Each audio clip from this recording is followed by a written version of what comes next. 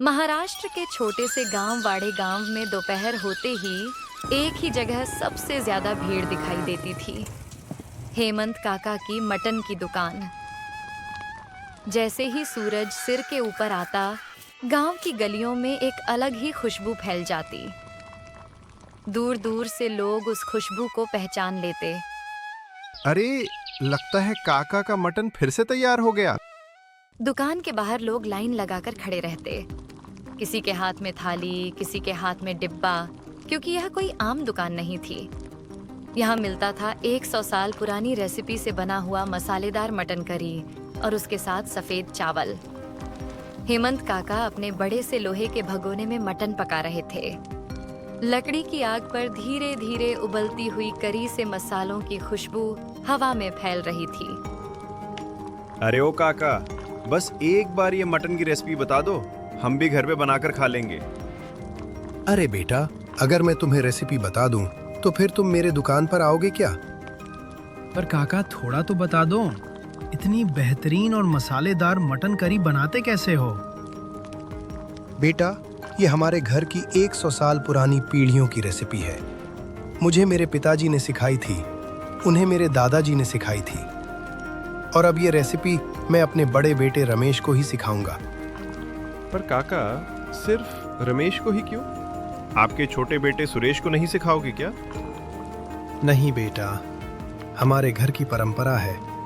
ये रेसिपी घर के सिर्फ एक ही आदमी को सिखाई जाती है, और रमेश मेरा बड़ा बेटा है, इसलिए हक उसी का है। ठीक है काका, आप किसी को भी सिखाओ, हमें तो बस आपका मटन खाने से मतलब है। काका देते थे 180 रुपए में 3 बड़े मटन के पीस और चावल। हर दिन काका 100 किलो से भी ज्यादा मटन पकाते थे, और शाम होते होते सब खत्म हो जाता था। काका की दुकान पर सिर्फ गांव वाले ही नहीं, बल्कि शहर के बड़े बड़े लोग भी मटन खाने आते थे। एक दिन महंगी गाड़ी से कुछ शहर के लोग दुकान पर आए। काका, आपका नाम हमने शहर में बहुत सुना है। काका, हम आपको एक ऑफर देने आए हैं। कैसा ऑफर? हम आपकी मटन की रेसिपी जानना चाहते हैं, और उसके बदले हम आपको 1 करोड़ रुपए देंगे। ये सुनते ही पास में खड़ा छोटा बेटा सुरेश चौंक गया। वह तुरंत बोला, पिताजी, बता दीजिए इनको रेसिपी। 1 करोड़ में तो हम जिंदगी भर बैठकर खा सकते हैं। नहीं। तुम्हें क्या? अगर 10 करोड़ रुपए भी दोगे, तब भी मैं ये रेसिपी किसी को नहीं बताऊंगा। शहर वाले थोड़े हैरान हुए। ठीक है काका, अगर कभी आपका मन बदल जाए तो हमें बता देना। इतना कहकर वे लोग वापस जाने लगे, लेकिन तभी चुपके से सुरेश उनके पीछे भागा। साहब, जरा रुकिए। मेरे पिताजी का बुरा मत मानिए, लेकिन मैं आपको ये रेसिपी लाकर दूंगा। बस मुझे थोड़ा समय दीजिए। यह सुनते ही शहर वाले आदमी खुश हो गए। अगर तुम रेसिपी लेकर आए, तो हम तुम्हें 1 करोड़ रुपए देंगे। सुरेश की आंखों में लालच चमक उठा। ठीक है साहब, बस कुछ दिन इंतजार कीजिए। शहर वाले लोग मुस्कुराते हुए अपनी गाड़ी में बैठ गए। उधर दुकान पर हेमंत काका अभी भी मटन हिला रहे थे। उन्हें बिल्कुल भी अंदाजा नहीं था कि उनकी 100 साल पुरानी रेसिपी अब खतरे में पड़ चुकी है। कुछ दिन बाद अचानक हेमंत काका की तबीयत बहुत खराब हो गई। जो आदमी हर दिन 100 किलो मटन पकाकर पूरे गांव को खुश कर देता था, आज वही बिस्तर पर कमजोर पड़ा था।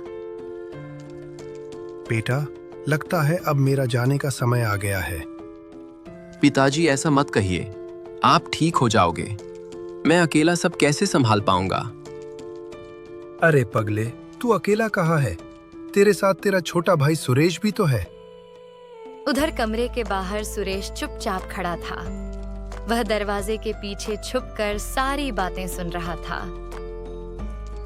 बस पूरी रेसिपी पता चल जाए, फिर तो मैं करोड़पति बन जाऊंगा। रमेश, अब ध्यान से सुनो। जो मैं तुम्हें बताने जा रहा हूँ, उसी तरह तुम्हें मटन बनाना है। हाँ पिताजी, बताइए, मैं सब याद रखूंगा। और सुनो, ये रेसिपी तुम किसी को भी नहीं बताओगे, यहाँ तक कि अपने छोटे भाई सुरेश को भी नहीं। जी पिताजी, मैं किसी को भी नहीं बताऊंगा। हेमंत काका धीरे धीरे रेसिपी बताते जा रहे थे। उन्होंने रमेश को आधी रेसिपी समझा दी थी। तभी अचानक उनकी आवाज एकदम से बंद हो गई। उनकी आंखें धीरे धीरे बंद हो गईं। रमेश घबरा गया। पिताजी, पिताजी। पर अब बहुत देर हो चुकी थी। हेमंत काका इस दुनिया को छोड़ चुके थे। रमेश वहीं बैठकर रोने लगा। उधर दरवाजे के पीछे खड़ा सुरेश भी अंदर आया। अरे यार, आधी ही रेसिपी पता चली, अब बाकी कैसे पता चलेगी? कुछ दिनों बाद हेमंत काका की सारी अंतिम विधियां पूरी हो गईं। पूरा गांव दुखी था। एक दिन कुछ गांव वाले रमेश के पास आए। रमेश बेटा, अब कल से तुम मटन की दुकान शुरू कर सकते हो। काका ने तुम्हें रेसिपी बता दी होगी ना? रमेश थोड़ा हिचकिचाया, फिर बोला, हाँ, पिताजी ने मुझे सब बता दिया है। असल में वह सच छुपा रहा था, क्योंकि उसे सिर्फ आधी रेसिपी ही पता थी। रमेश मन ही मन सोचने लगा, हे भगवान, कल मैं मटन कैसे बनाऊंगा? मुझे तो सिर्फ आधी रेसिपी ही पता है। उधर दूसरी तरफ सुरेश सीधे शहर चला गया। वह उन अमीर लोगों के ऑफिस पहुंचा। अरे तुम आ गए, रेसिपी लाए हो?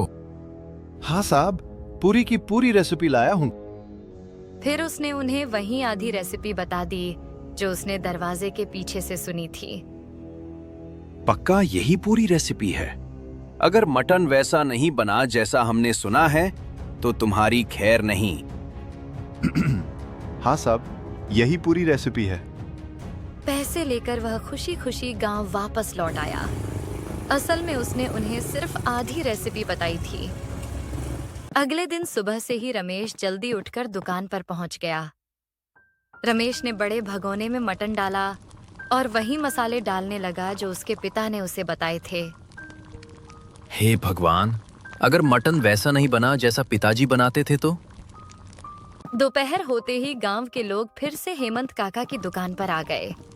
एक गांव वाला खुश होकर बोला, अरे रमेश भाई, आज तो मटन की खुशबू कुछ अलग ही आ रही है। हाँ रमेश भाई, लगता है काका ने आपको अच्छे से मटन बनाना सिखाया है। रमेश हल्का सा मुस्कुराया, लेकिन अंदर से बहुत घबराया हुआ था। वह मन ही मन सोच रहा था, काश मैं इन्हें सच बता पाता कि मुझे सिर्फ आधी ही रेसिपी पता है। लोग जल्दी जल्दी मटन लेकर अपने घर चले गए। कुछ ही देर में सारा मटन खत्म हो गया। रमेश ने राहत की सांस ली। चलो, अगर लोगों को मटन पसंद आ गया तो कोई समस्या नहीं होगी। लेकिन तभी दो गांव वाले गुस्से में उसकी दुकान पर आ गए। अरे रमेश भाई, ये कैसा मटन बनाया है तुमने? क्या हुआ? इसमें ना नमक है ना मसाले, बिल्कुल फीका है मटन। तभी तीसरा आदमी भी आ गया। और जो नली वाले पीस थे वो भी ठीक से पके नहीं थे। मटन में कोई स्वाद ही नहीं था। लगता है काका ने तुम्हें मटन की रेसिपी बताई ही नहीं है। अरे नहीं नहीं भाई, मुझे रेसिपी पता है। असल में आज मैंने पहली बार मटन बनाया है ना, इसलिए शायद उतना अच्छा नहीं बना। कल मैं बिल्कुल पिताजी जैसा मटन बनाऊंगा। लोग थोड़े शांत हो गए। एक बूढ़ा आदमी बोला, ठीक है रमेश, आज पहला दिन है इसलिए माफ कर देते हैं। लेकिन कल ऐसा नहीं चलेगा। इतना कहकर सभी लोग वहां से चले गए। अब रमेश दुकान में अकेला खड़ा था। अब मैं क्या करूं? मुझे तो सिर्फ आधी रेसिपी ही पता है। तभी वहां सुरेश आ गया। क्या हुआ भैया, मटन अच्छा नहीं बना क्या? हाँ सुरेश, पिताजी ने मुझे सिर्फ आधी ही रेसिपी बताई थी, इसलिए मैं उनके जैसा मटन बना ही नहीं पा रहा हूँ। तो जाने दीजिए भैया, ये दुकान बंद कर देते हैं। हम कोई और काम कर लेंगे। ये दुकान अब हमसे नहीं चलेगी। नहीं सुरेश, ये हमारे पुरखों की 100 साल पुरानी परंपरा है। मैं इसे ऐसे ही खत्म नहीं होने दूंगा। मैं उस आधी रेसिपी का बाकी राज जरूर ढूंढ कर निकालूंगा। रमेश अपने पिता के पुराने दोस्त गजानन काका के पास गया। काका, मुझे आपकी मदद चाहिए। क्या हुआ बेटा? तुम बहुत परेशान लग रहे हो। काका, पिताजी मुझे मटन की सिर्फ आधी रेसिपी ही बता पाए। अब मुझे समझ नहीं आ रहा कि बाकी का राज कैसे पता चलेगा। बेटा, हेमंत बहुत उसूलों वाला आदमी था। उसने किसी और को रेसिपी बताई होगी, ऐसा मुझे नहीं लगता। तो अब क्या करूं काका? दुकान कैसे चलाऊं? गजानन काका कुछ देर सोचते रहे। लेकिन एक बात है, कौन सी बात काका? हेमंत को अपनी हर बात डायरी में लिखने की आदत थी। अगर तुम्हें उसकी डायरी मिल जाए तो हो सकता है उसमें पूरी रेसिपी लिखी हो। यह सुनते ही रमेश की आंखों में उम्मीद की चमक आ गई। क्या सच में काका? हाँ बेटा, अब तुम्हें घर जाकर डायरी ढूंढनी होगी। वह जल्दी जल्दी घर की तरफ भागा। घर पहुंचकर उसने पुरानी लकड़ी की अलमारी खोली। अंदर कई पुरानी डायरी रखी हुई थी। रमेश एक एक करके डायरी पढ़ने लगा। अचानक एक पन्ने पर उसकी नजर रुकी। उसमें लिखा था, हमारे घर की 100 साल पुरानी मटन रेसिपी। अरे, यही है वो रेसिपी। अब देखना, मैं गांव वालों को ऐसा मटन खिलाऊंगा कि सब उंगलियां चाटते रह जाएंगे। तभी अचानक दरवाजा जोर से खुला। सुरेश घबराया हुआ अंदर आया। भैया, मुझे बचाओ, मेरे पीछे शहर वाले लोग पड़े हैं। क्यों? क्या किया तुमने? भैया, मैंने लालच में आकर उन्हें आधी रेसिपी बता दी थी और उनसे 1 करोड़ रुपए ले लिए। सुरेश, तुमने ऐसा क्यों किया? तुमने हमारे खानदान की इतनी खास रेसिपी पैसों के लिए बेच दी? तभी शहर वाले आ गए। सुरेश, अब तुम बच नहीं सकते। तुमने हमें धोखा दिया है। साहब रुकिए, आपको आपके सारे पैसे वापस मिल जाएंगे। बस मेरे भाई को कुछ मत कीजिए। नहीं, हमें पैसे नहीं चाहिए, हमें ये सुरेश चाहिए। अगर ऐसा है तो आप मुझे ले जाइए, मेरे भाई को छोड़ दीजिए। यह सुनकर सुरेश की आंखों में आंसू आ गए। तभी उन शहर वालों में से एक आदमी बोला, छोड़ो, जाने दो सुरेश को। उसके लिए उसका भाई खुद आने को तैयार है। ये देखकर अच्छा लगा। हमें बस हमारे पैसे वापस दे दो, हम चले जाएंगे। सुरेश ने तुरंत पैसे दे दिए। शहर वाले पैसे लेकर चले गए। भैया, मैंने बहुत बड़ी गलती कर दी, मुझे माफ कर दीजिए। अरे जाने दे, मुझे पिताजी की पूरी रेसिपी मिल गई है। सच में भैया? हाँ, और कल से हम फिर से पिताजी जैसा मटन बनाएंगे। लेकिन मुझे तुम्हारी मदद चाहिए। मैं अकेला दुकान नहीं संभाल सकता। हाँ भैया, अब मैं हमेशा आपके साथ रहूंगा। अगले दिन सुबह सुबह रमेश और सुरेश दोनों दुकान पर पहुंच गए। आज का दिन उनके लिए बहुत खास था, क्योंकि आज पहली बार वे हेमंत काका की पूरी रेसिपी से मटन बनाने वाले थे। थोड़ी ही देर में जब मटन पकने लगा तो हवा में वही पुरानी और लाजवाब खुशबू फैलने लगी। भैया, लगता है बिल्कुल पिताजी जैसा मटन बन रहा है। वही खुशबू आ रही है। हाँ सुरेश, मुझे भी ऐसा ही लग रहा है। अब बस गांव वाले खाकर बताएं, तभी असली पता चलेगा। दोपहर होते ही हमेशा की तरह गांव के लोग दुकान पर आने लगे। एक गांव वाला खुश होकर बोला, अरे रमेश, आज तो मटन की खुशबू बिल्कुल हेमंत काका जैसी आ रही है। हाँ, खुशबू से तो ऐसा ही लग रहा है, लेकिन खाकर ही पता चलेगा। ठीक है भाई, आज एक बार खाकर देखो, फिर बताना कैसा बना है मटन। लोग जल्दी जल्दी मटन और चावल लेकर अपने घर चले गए। थोड़ी ही देर में सारा मटन खत्म हो गया।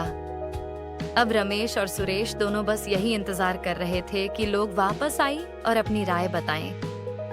कुछ देर बाद गांव के कुछ लोग वापस दुकान पर आए। अरे रमेश भाई, खुशबू से तो लगा था मटन अच्छा है, लेकिन यह सुनकर रमेश घबरा गया। पर क्या मटन अच्छा नहीं बना? अरे नहीं, अच्छा नहीं, बहुत ही जबरदस्त और स्वादिष्ट बना है मटन।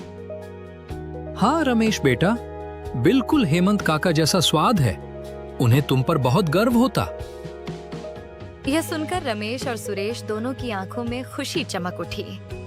रमेश ने आसमान की तरफ देखकर धीरे से कहा, पिताजी, मैंने कर दिखाया। आपकी परंपरा को मैं ऐसे ही आगे बढ़ाऊंगा। उस दिन के बाद वाड़े गांव में फिर से हर दोपहर वही खुशबू फैलने लगी। अब रमेश हर दिन 100 साल पुरानी मटन शॉप चलाता था और उसके साथ हमेशा खड़ा रहता था उसका छोटा भाई सुरेश।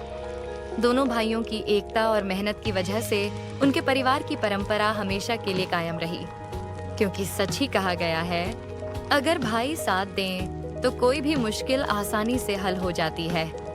और इसी के साथ इस कहानी का अंत यहीं होता है।